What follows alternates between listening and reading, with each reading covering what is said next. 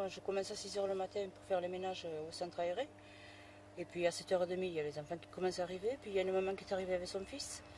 Et la dame, une dame voilée est arrivée juste derrière elle. Elle est rentrée en même temps que la maman. Et moi j'ai entendu des cris. Je n'ai pas vu encore ce qui s'était passé. Je croyais que c'était un enfant qui s'était fait mal, donc la maman en panique. Et puis j'ai la dame qui s'occupe des enfants, une animatrice qui est venue vers moi, qui m'a demandé mon téléphone, donc je l'ai suivi. Je lui ai donné mon téléphone, je l'ai suivi en courant. J'ai fermé la porte à clé du fond. Et puis la dame voilée m'a poursuivi. Et elle m'a agressée physiquement. Et puis ça a duré un quart d'heure, 20 minutes à peu près. Agression, elle me profondait à la boum.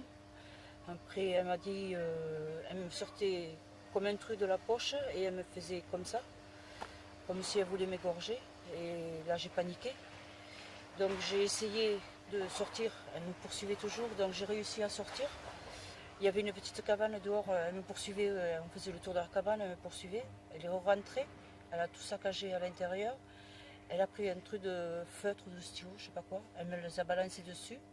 Et après le gendarme de la mairie est arrivé et il a dit de reculer à cette dame, de reculer. Et il m'a dit viens, viens, viens, et là il a pu me sortir.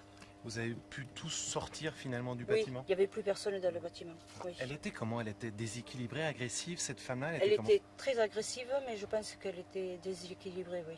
Elle était très très agressive par contre, hein. Oui, très agressive. Elle vous a agressé physiquement? Oui. Elle menaçait les autres personnes sur place? Les autres personnes, je ne sais pas si elles ont menacé. Moi, elle m'a menacée. Mais par contre, elle m'a agressé beaucoup. Elle m'a envoyé tout ce qu'elle trouvait sous sa main, elle me l'a envoyé dessus. Moi, j'ai pris un balai, j'ai essayé de la repousser. J'ai tapé dessus pour qu'elle essaye de partir. Je lui disais, vous n'avez rien à faire ici, partez. Mais elle insistait. Plus je lui disais de partir, plus elle criait. Et voilà.